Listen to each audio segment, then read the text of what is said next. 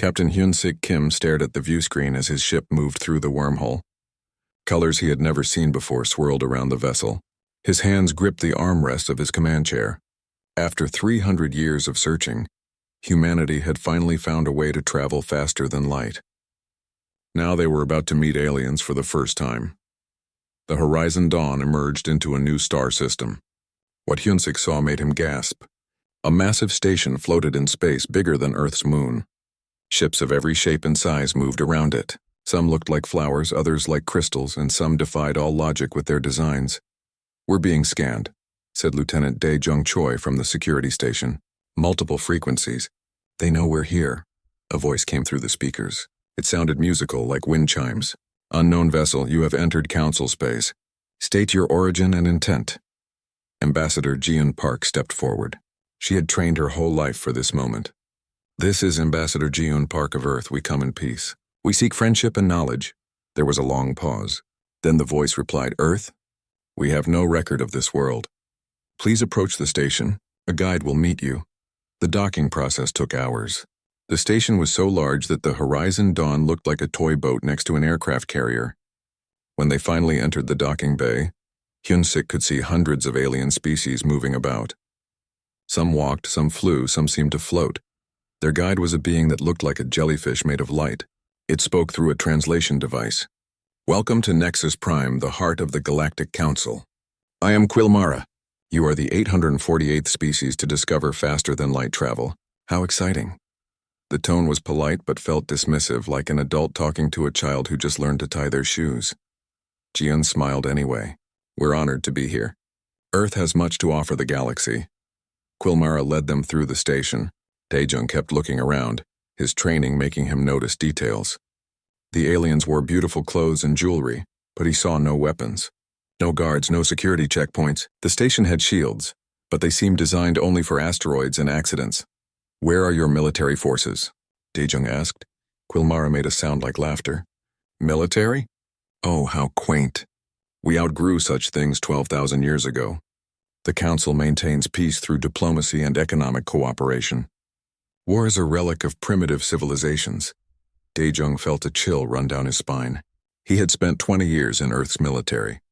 He knew what happened when good people had no way to defend themselves. But he said nothing. They entered a grand chamber where the Council met. Thousands of aliens sat in floating platforms arranged in a massive circle. Ji-eun presented Earth's petition to join the Council. She spoke about humanity's achievements, their art, their science, their desire for peace. The Council listened politely. When she finished, a large reptilian being spoke. "Your application is noted. However, given your species' recent emergence and primitive nature, we can only offer probationary membership." "What does that mean?" Hyun-Sik asked. "It means restrictions," said another council member. "A being made of crystal, no military vessels beyond your solar system, no weapons research. We will assign observers to ensure you follow our guidelines. In perhaps 500 years, if you prove civilized, you may apply for full membership." Ji-eun's face remained calm, but Hyun-Sik saw her jaw tighten. "We appreciate your consideration. May we discuss these terms with our government?" "Of course," Quilmara said. "Take all the time you need. We've been here for millennia. We can wait." The meeting ended. As they walked back to their ship, Dae-jung moved close to Hyun-Sik. "Captain, this is wrong.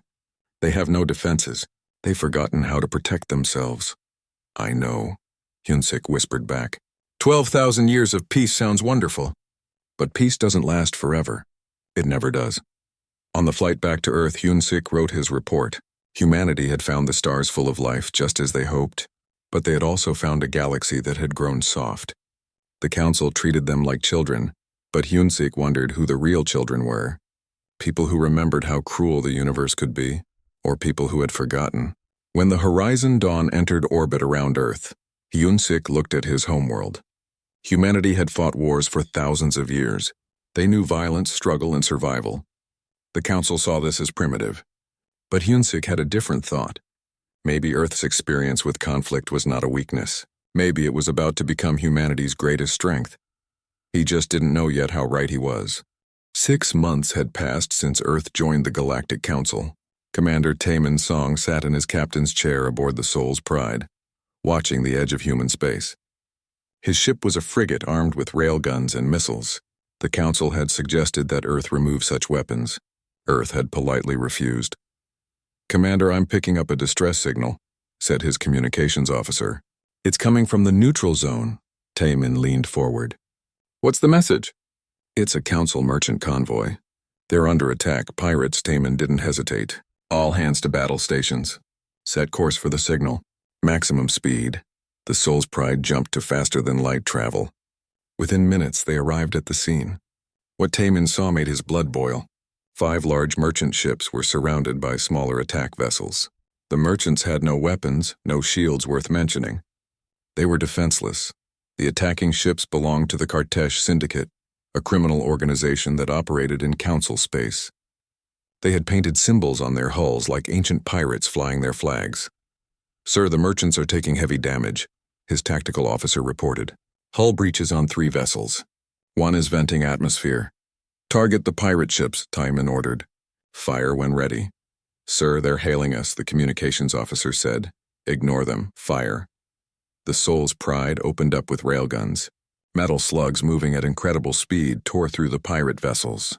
The first ship exploded in a ball of fire. The second lost its engines. The third tried to run, but a missile caught it before it could jump away. The remaining pirates seemed confused. They fired back, but their weapons were designed to disable merchant ships, not fight a warship. Taemin's crew worked with military precision. 8 minutes after arriving, all 5 pirate ships were destroyed or disabled. "Cease fire," Taemin said. "Send rescue teams to the merchants. Help them with repairs." The merchant crews were grateful, but also horrified. They had never seen actual combat before. One captain, a bird-like alien, contacted Taemin with shaking feathers. You destroyed them. All of them." "Yes," Taemin said. "They were attacking you, but the violence, the killing. We report such things to the Council. They issue fines and sanctions." Taemin felt tired suddenly. "And how well has that worked?" The merchant captain said nothing. News of the incident spread fast. Yeonhee Bae, Earth's Council liaison, received an emergency summons to Nexus Prime. She stood before the Council expecting thanks for saving the merchants. Instead, she faced anger. "This is unacceptable," roared a Council member. Commander Song used excessive force. He destroyed vessels that could have been detained and prosecuted. Yeonhee kept her voice steady. Those vessels were killing innocent people. Commander Song saved lives. "He took lives," another Council member said. "We have laws against such violence. Earth must surrender this commander for trial. And you must disarm your ships immediately." "No," Yeonhee said simply. The Council chamber erupted in shocked whispers. No one said no to the Council. "If we disarm," Yeonhee continued, "who will protect your merchants? You? You've forgotten how. The Kartesh Syndicate has operated freely for centuries because you find them instead of stopping them. How many crews have died while you debated sanctions?" She let that question hang in the air, then walked out of the chamber. Back on Earth, General Won-shik Park sat in a meeting with the unified Earth government. He was Ji-Eun's father, a career military officer with gray hair and hard eyes. He had fought in 3 wars before humanity reached the stars. "They want us to disarm," the president said. "They're threatening economic sanctions if we don't comply. If we disarm, we die," Won-shik said bluntly. "The Council is like a village that disbanded its police force and wonders why criminals run free. They're sheep who forgot that wolves exist. So what do we do?" asked the Secretary of Defense. Won-shik pulled up a holographic display. "We do what humans do best, we adapt. The Council won't protect its members, so we will. For a price. You want to sell protection?" the President asked. "Not sell. Offer. There are thousands of merchant guilds, mining corporations, and independent colonies in Council space. They're all vulnerable. We offer them security services, armed escorts, defense contracts. We turn Earth's military into the galaxy's security force. The Council will never allow it," someone said. Won-shik smiled coldly. "They can't stop it. And secretly they'll be grateful.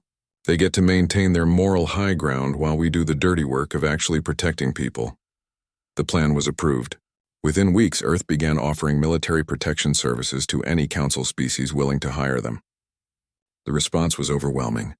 Dozens of contracts were signed in the first month alone.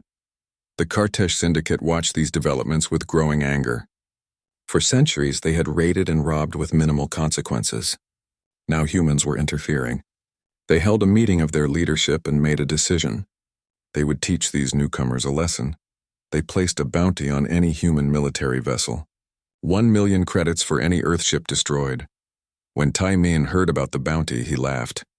They just made their biggest mistake, he told his crew. They think we're like council species. They're about to learn the difference between soldiers and civilians. The Soul's Pride continued its patrols. Tai Min knew the pirates would come for him eventually. He was ready. Humanity had been ready for war since they lived in caves.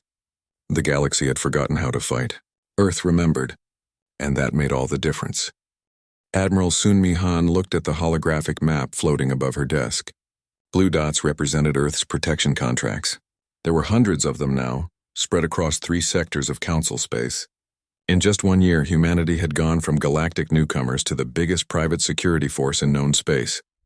Admiral, the Incheon Guardian is requesting backup, her aide said. Captain Kang reports Kartish activity in the Prelian mining zone. Sun Mi nodded. Send the Busan Defender and Daegu Shield to support her.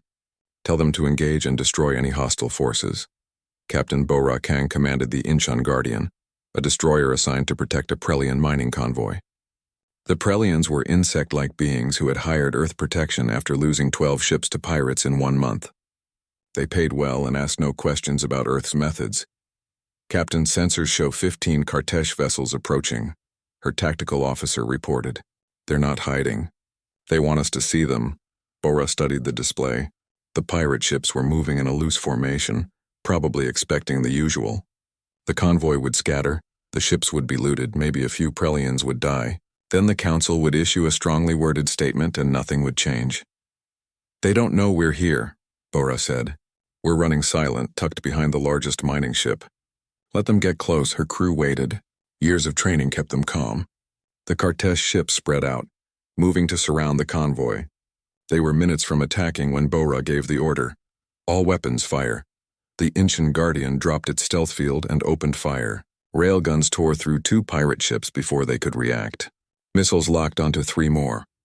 The convoy, which the Kartesh thought was helpless, suddenly had a guardian angel made of steel and fury.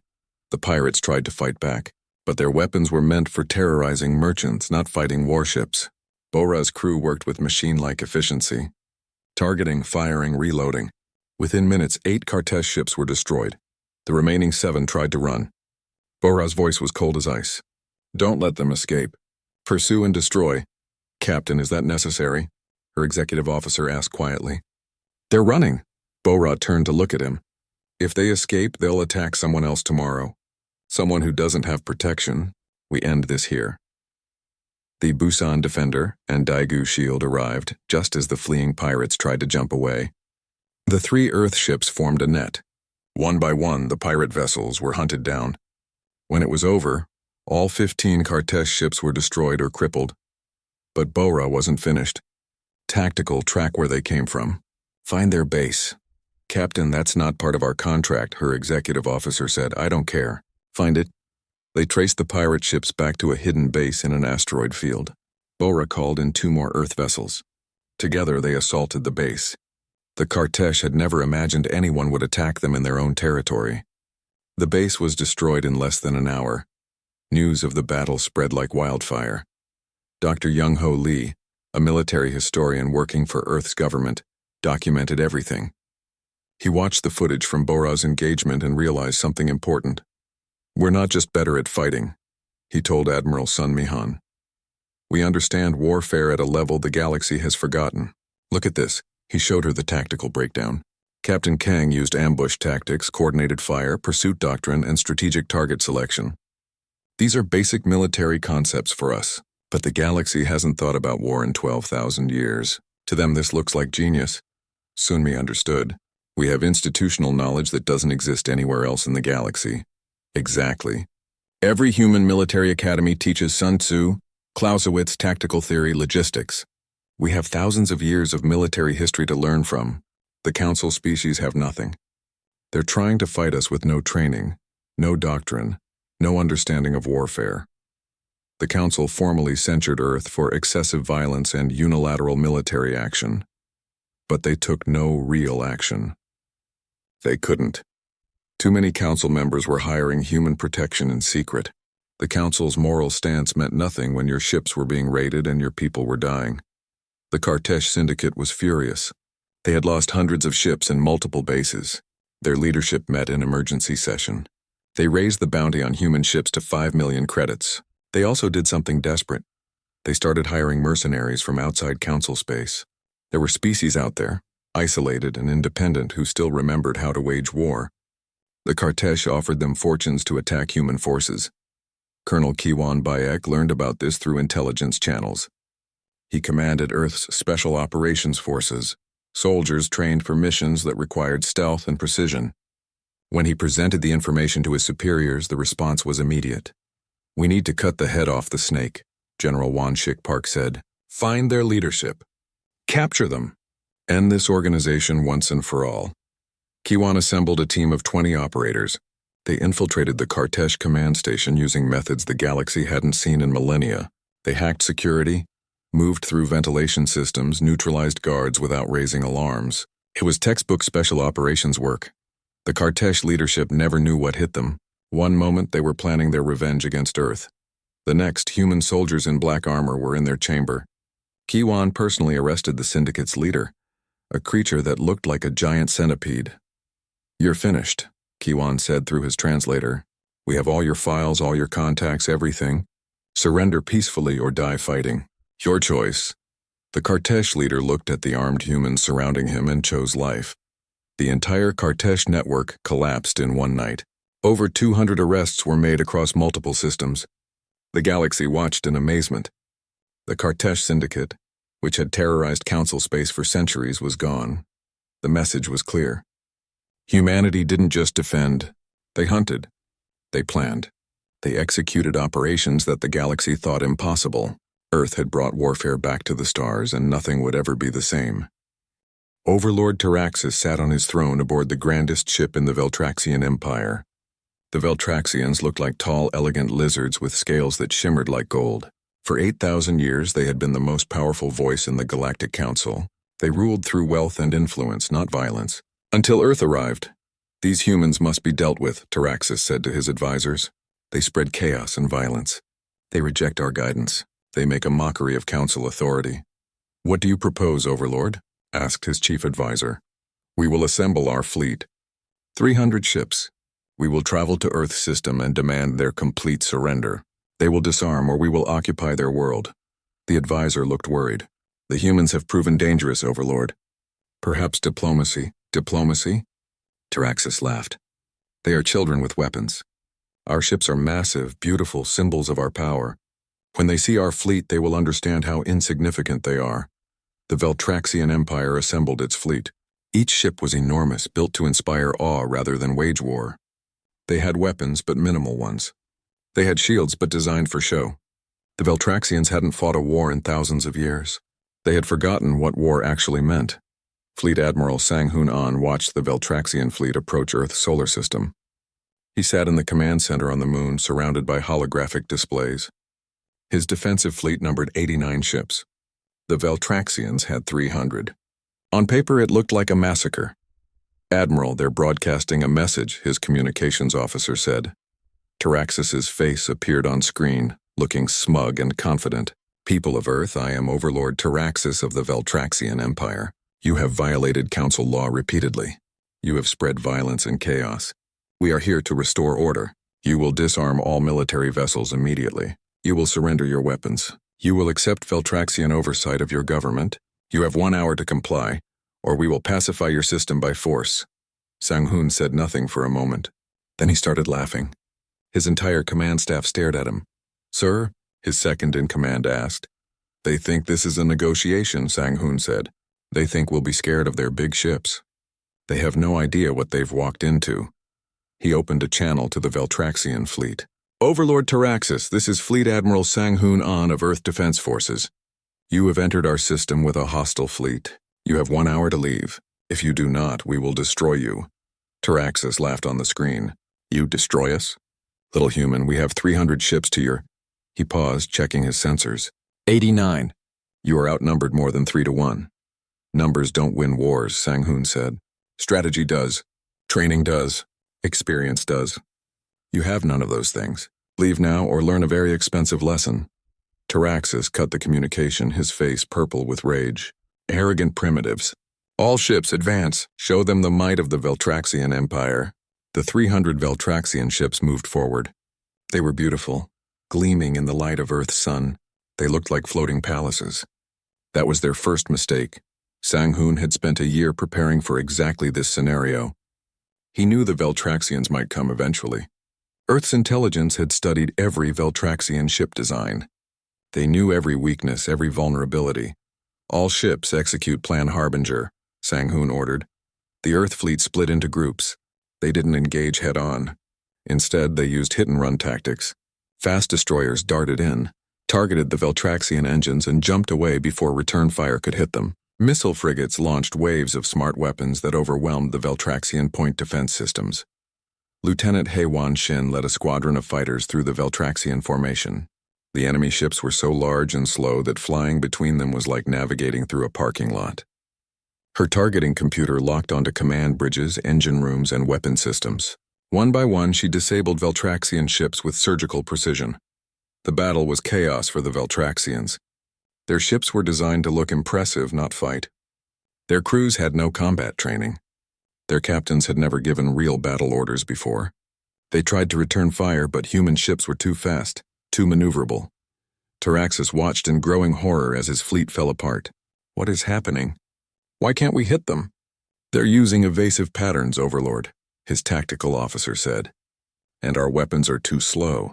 They were designed for show, not combat. Then ram them. Use our size. But the human ships were too quick. 6 hours into the battle, 200 Veltraxian ships were crippled or destroyed.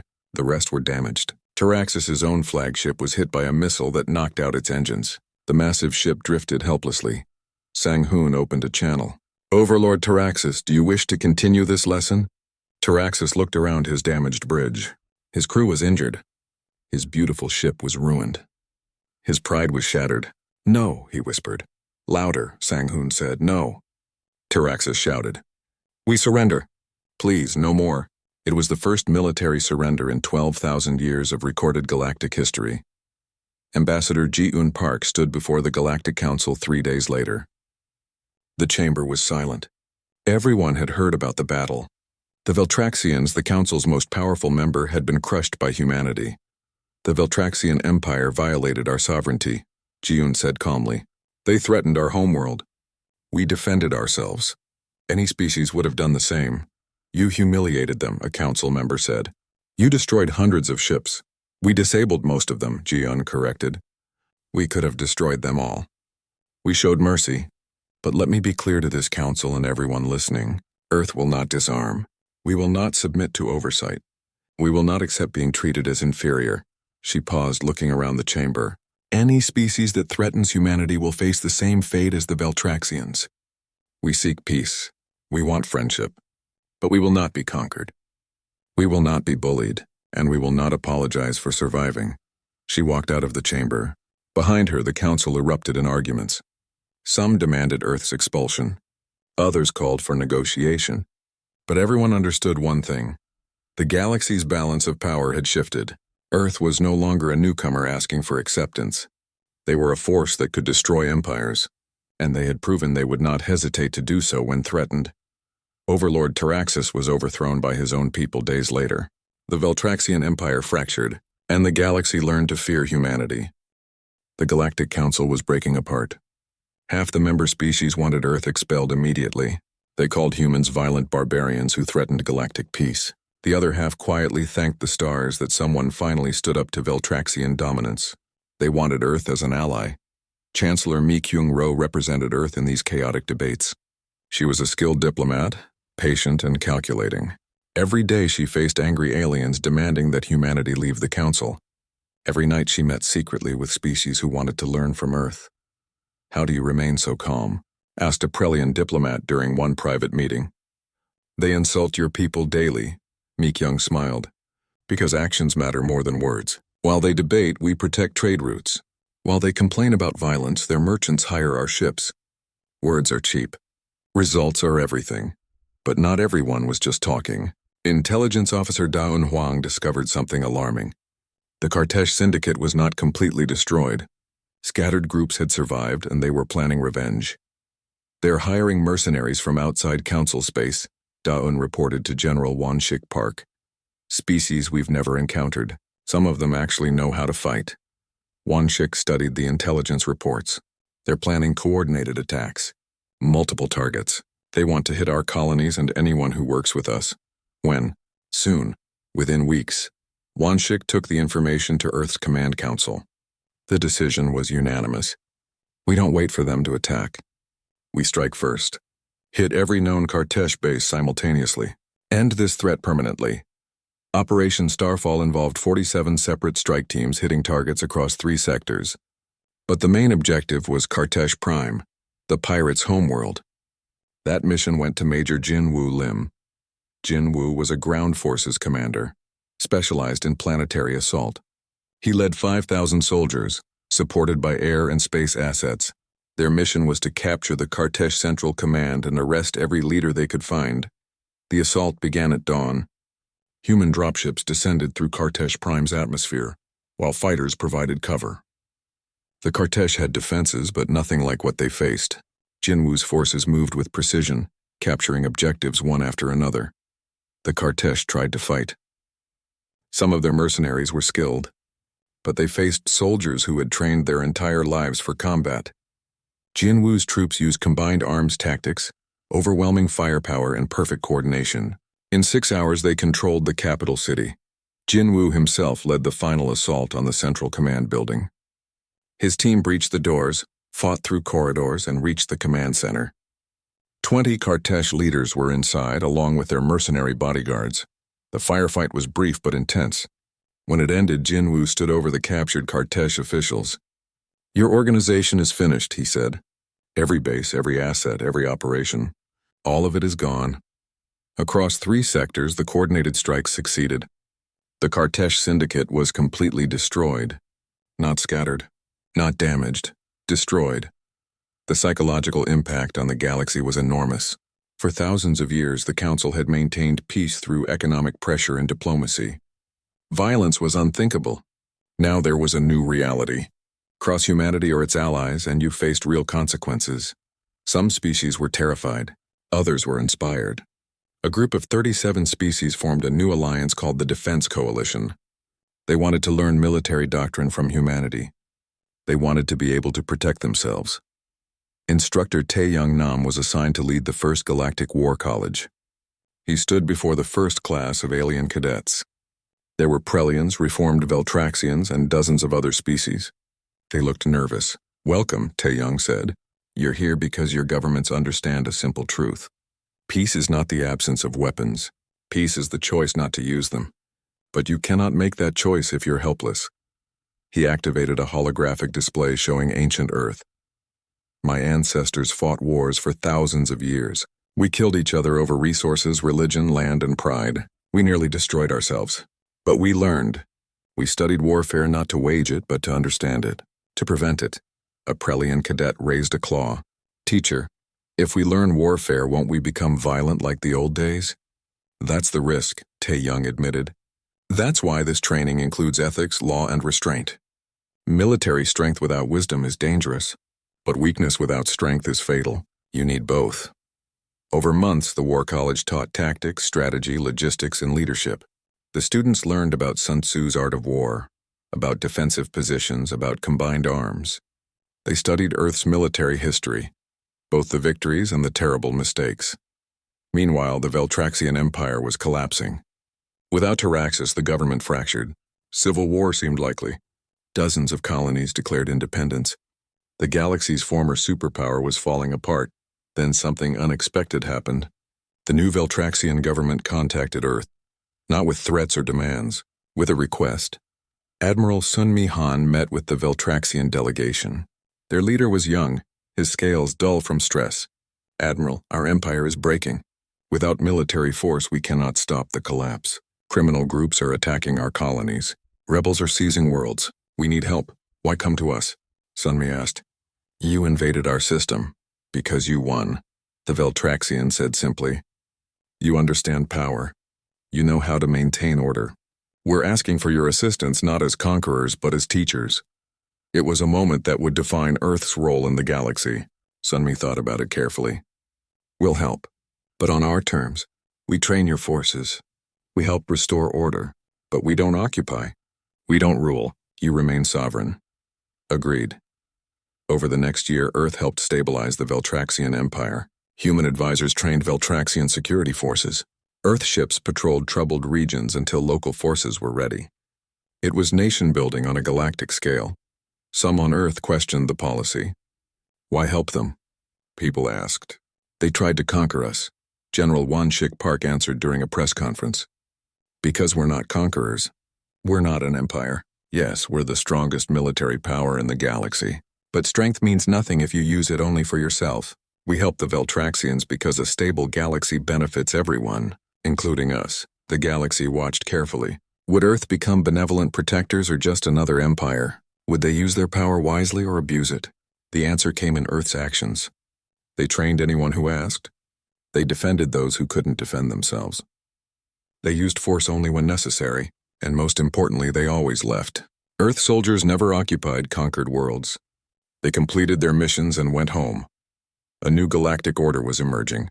Not ruled by Earth, but shaped by Earth's example. Species were relearning old lessons about strength, deterrence, and the balance between peace and power. The galaxy was changing, and for the first time in 12,000 years, that change felt like progress. The signal came from deep space beyond the edge of the galaxy. Council long-range sensors detected something massive moving toward their territory. At first, they thought it was a meteor swarm. Then the readings became clear. Ships, thousands of them. Supreme Commander Hyun-Sik Kim, now leading all of Earth's military forces, studied the data with growing concern. He had been promoted after decades of service, from the captain who made first contact to the man responsible for humanity's defense. He had gray in his hair now, but his eyes were still sharp. How many ships? He asked. First estimates say 10,000, sir, his intelligence officer replied. But the formation is strange. The vessels are organic. Living ships. Living? Yes, sir. They appear to be grown rather than built. We've never seen anything like this. A council emergency session was called. Every species gathered to discuss the approaching fleet. When the aliens finally made contact, the galaxy learned what real fear felt like. The message was simple and terrifying. We are the Krathen Swarm. We have consumed 17 galaxies. You are next. Surrender or be harvested. The Krathen were a hive mind species, billions of beings sharing one consciousness. They evolved for conquest. Every ship was a living weapon. Every soldier was expendable. They had been watching council space for centuries, waiting for the right moment to attack. They chose now because their scouts reported the council had no military capability. What the scouts didn't fully understand was the recent change. They didn't account for Earth. The council was in panic. Even with Earth's help, they had maybe 800 military vessels across all species.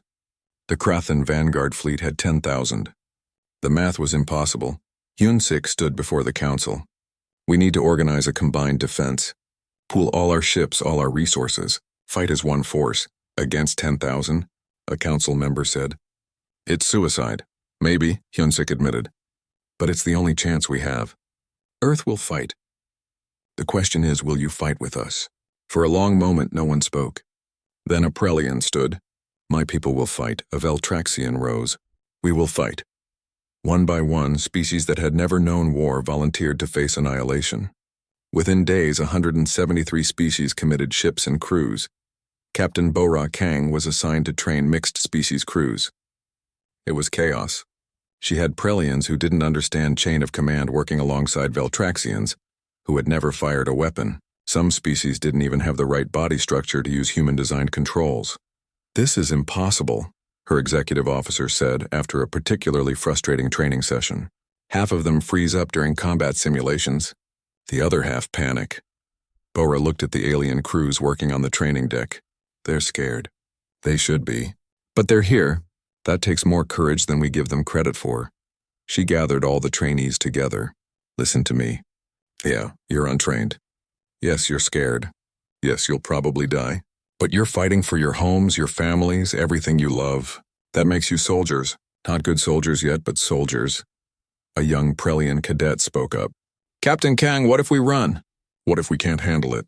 Bora was quiet for a moment. Then you die like everyone else. But if you stand your ground, if you fight, you might survive. More importantly, the person next to you might survive. That's what being a soldier means. It's not about being fearless. It's about being scared and fighting anyway. Dr. Young Ho Lee was analyzing Krathen tactics from early skirmishes. The hive mind attacked in massive waves, overwhelming through numbers. Their strategy was brutally effective but predictable. Every Krathen ship moved in perfect coordination, following patterns that never varied. They're brilliant but inflexible, Young Ho reported to Hyun-sik. The hive mind makes decisions for all of them.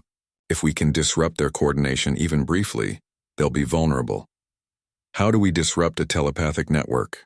Hyun-sik asked. We don't, but we can exploit their predictability. They've never faced an enemy that doesn't think like them. Every species they fought before was either a hive mind or panicked individuals. We're organized individuals. That's new for them. The first major battle came at the Helios Expanse, a strategic location that controlled access to 3 sectors. Hyun-sik commanded the combined fleet. Earth's 400 warships formed the center. 800 alien vessels ranging from converted freighters to armed passenger liners, supported from the flanks. The Krathen came like a tide. Their bioships moved in perfect formation, thousands strong. They expected the aliens to break and run. They had seen it happen 17 times before in other galaxies. But these aliens didn't run. They held their positions because human captains were aboard each ship, teaching, guiding, and commanding. The alien crews were terrified, but they trusted the humans who had trained them. Admiral Sang-hoon An commanded the right flank. His mixed fleet looked ragged compared to the Krathen's perfect formations. But when the enemy came in range, his ships fought. A Veltraxian captain barely trained for 2 months held his position as Krathen ships tore into his hull. He kept firing until his ship broke apart. A Prelian crew who 6 months ago didn't know what a weapon was, destroyed 3 Krathen vessels before being overwhelmed. The battle lasted 9 hours. It was brutal.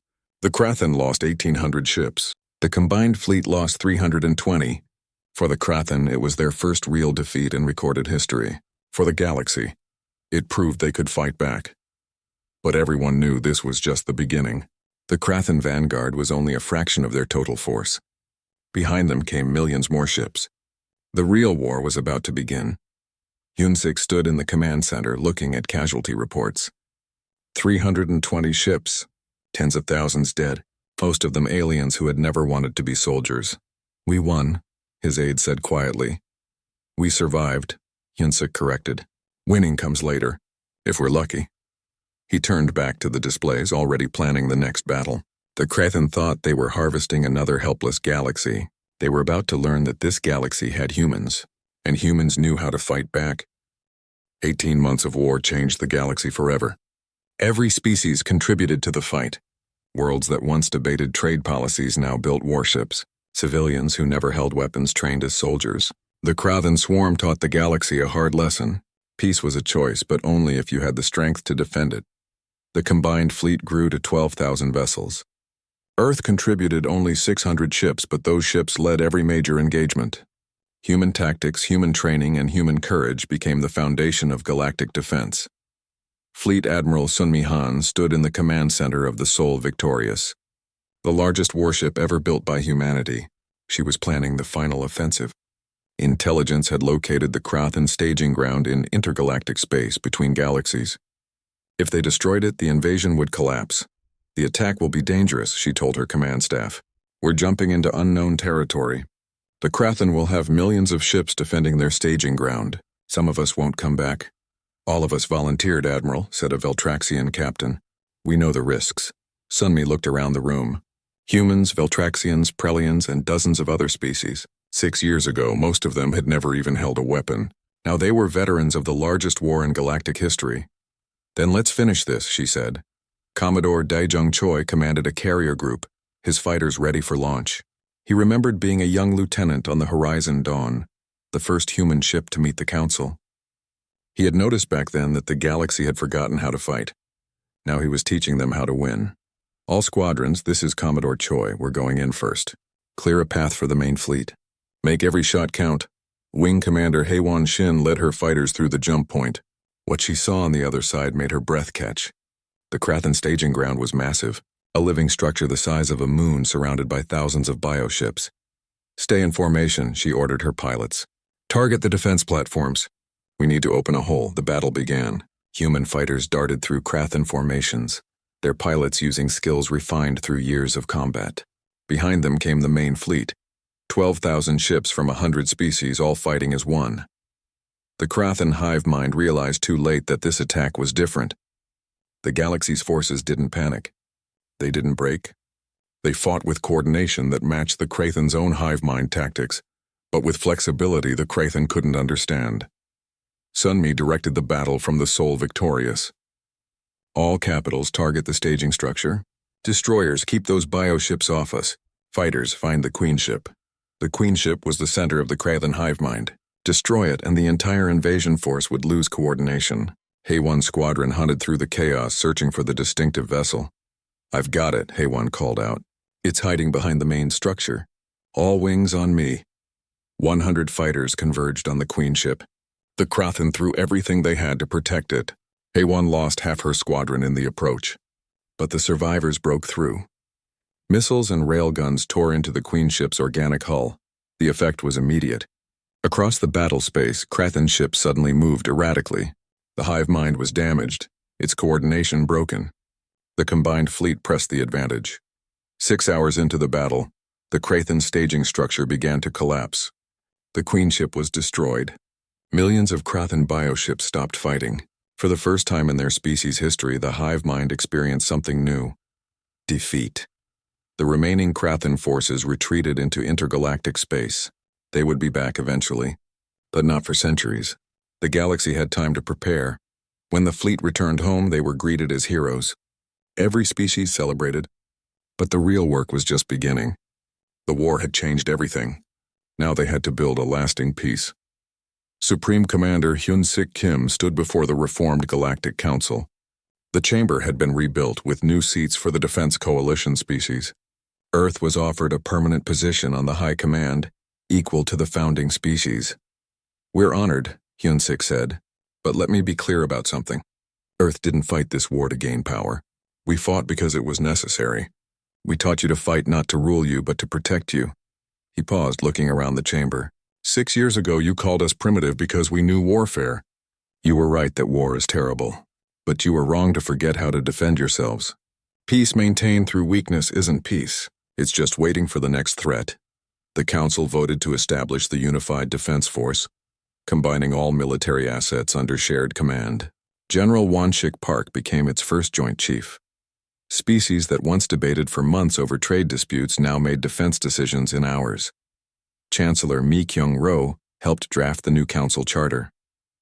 It balanced military readiness with diplomatic solutions. Every species maintained defensive forces. Conflicts were still resolved through negotiation. But now those negotiations had real weight. Everyone knew that violence was an option, even if it remained a last resort. Ambassador Ji-un Park reflected on the changes. She remembered her first presentation to the council, when they dismissed humanity as naive newcomers. Now her father commanded the galaxy's unified military. Now humans and aliens worked as equals. We did it, she said to her father during a private moment. We changed everything. Won-Shik nodded. We survived. That's all we ever wanted. 5 years after the Krathen War, Instructor Tae-Young Nam stood before a new class at the Galactic War College. The students were from every species in the council. They wore uniforms and saluted with varying degrees of success. A young Veltraxian cadet raised a claw. Professor Nam, are humans the most powerful species in the galaxy? Tae-Young smiled. It was a question he heard often. What makes a species powerful? Ship numbers? Weapon strength? Population? All of those, the cadet said, then no. The Veltraxians have more ships. The Prelians have more worlds. The Draconians have better weapons. But that's not what you're really asking. He pulled up a hologram showing the battle against the Krathen. You want to know if humans are the best warriors? And the answer is still no. We just had more practice. We've spent thousands of years fighting each other. We learned hard lessons. We developed military science while you developed art and philosophy. So you are superior, another cadet said. No, Tae-young said firmly. We're specialized. You specialized in other things. The truth is, the most powerful force in this galaxy isn't any single species. It's all of us working together. That's what defeated the Krathen. Not human tactics or alien numbers. Unity. The cadets thought about this. Tae-young continued. Humans taught you warfare, yes. But you taught us patience, culture, and perspectives we never imagined. We're stronger together than we ever could be apart. The class ended. The cadets filed out, talking excitedly about their next assignment. Tae-young watched them go and smiled. These young beings would protect the galaxy. Some were human, most weren't. But they were all soldiers now. Earth's journey from galactic newcomer to feared military power was complete. But humanity had learned something too. Power without purpose was meaningless. They didn't want to be feared. They wanted to be trusted. They wanted to be partners in building something better. The galaxy once saw humanity as primitive because they remembered violence. Now the galaxy understood. Humanity wasn't primitive. They were prepared. They were survivors. And most importantly, they were willing to teach others to survive too. Peace didn't mean weakness anymore. It meant strength controlled by wisdom. It meant being ready for war but choosing peace. It meant standing together against threats no single species could face alone. That was Earth's gift to the galaxy. Not superior weapons or tactics, but the understanding that true strength came from unity, from sacrifice, and from protecting those who couldn't protect themselves. In a quiet office on Earth, Hyun-Sik Kim looked at his old uniform from the horizon dawn. He thought about that first journey through the wormhole, when humanity was naive and eager to join the stars. They had been so innocent then. The galaxy had tested them, threatened them, tried to break them. Instead, humanity had risen to every challenge, not through conquest or domination, through courage, innovation, and an unshakable belief that everyone deserved protection. Was it worth it? His aide asked, seeing him lost in thought. Hyun-Sik smiled. Every sacrifice, every battle, every life lost, yes, because we didn't just survive. We helped everyone else survive too. That's what makes us human, not our weapons. Our willingness to fight for others. The galaxy would face new threats.